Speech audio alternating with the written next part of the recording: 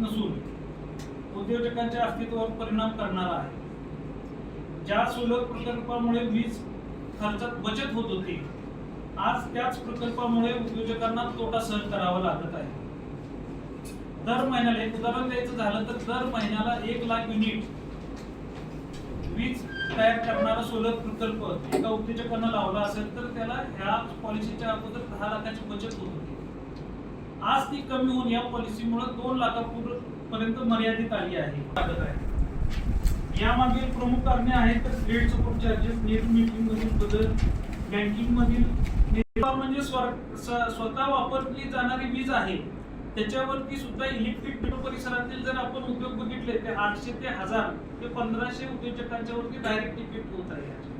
आणि महाराष्ट्रातील नवीन नियम काढलेला आहे, हा कॅन्सल करून हा जुना जो नेट मीटरिंगचा नियम होता, की जो रात्रीचा पण आपल्याला जो फायदा मिळत होता ते परत चालू करावं। जी आता लागू करणार आहेत ती लागू करू नये। प्लस बॅटरी हायब्रिड प्रणाली सिस्टीम ही सध्या कंपल्सरी केलेली आहे, ती कंपल्सरी न करता ऑप्शनल ठेवावी। आता आजची ही भूमिका केवळ सोलार उद्योगासाठी नसून ही पूर्ण औद्योगिक क्षेत्रासाठी अस्तित्वाची आहे। सोलारला प्रोत्साहन देण्याऐवजी 1 एप्रिल 2026 पासून सोलर मध्ये गव्हर्नमेंटनी जी पॉलिसी आणली आहे त्याचं एक छोटस उदाहरण द्यायचं झालं तर 1 लाख युनिट जे एखादा उद्योजक युनिट तयार करणारा सोलर प्लांट लावलेला आहे त्याचं महिन्याचं बिल 10 लाख रुपयेपर्यंत वाचत होतं। आज नवीन गव्हर्नमेंटने जी पॉलिसी तयार केलेली आहे त्याच्यावरती जवळजवळ 8 लाख रुपयाचा दर महिन्याला तोटा हा त्या सोलर उद्योजकाला सहन करावा लागत आहे। याचं मूळ कारण आहे जे ग्रीड सपोर्ट चार्जेस आहेत, नेट मीटरिंगचे चार्जेस आहेत आणि बँकिंग वरील निर्बंध, बॅटरी प्रणालीकडे जो वाढता दबाव आहे याचे हे पूर्ण निर्बंध हटवले पाहिजेत तरच आपली उद्योजकता वाढेल आणि उद्योगांना आर्थिक सुधारणा होण्यास मदत होईल। प्रॉब्लेम असा आहे की आजूबाजूच्या राज्यामध्ये सोलारला पोषक असं वातावरण आहे, ते आपल्या राज्यामध्ये आता अशा पॉलिसीमुळे आपल्या कंपन्यांना जे आता कॉम्पिटिशनचे जे युग आहे त्याच्यामुळे प्रोडक्शन कॉस्ट ही खूप वाढणार आहे बाकी राज्यांच्या तुलनेमध्ये। मग आपल्या जे महाराष्ट्रातल्या कंपन्या आहेत त्यांना ते माल जे विकणं आहे ते खूप अवघड जाणार आहे। प्लस आता याच्यामुळे आता नुकसान असं आहे की बाबा तुम्हाला बोललो काही लोकांनी करोड रुपयाची सिस्टीम लावलेले आहेत, ते बँकेचे लोन वगैरे घेऊन चालू आहेत, त्यांचे हप्ते आजही चालू आहेत।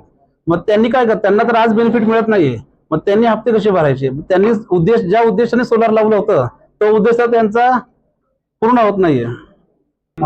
मागणी आमची अशी आहे की ग्रीड सपोर्ट चार्ज जो लावलेला आहे एक तर रद्द करावा, जर त्यांना रद्द करणं शक्य नसेलच तर तो थोडासा कुठेतरी कमी करून तो थोडासा एक रिलीफ द्यावा।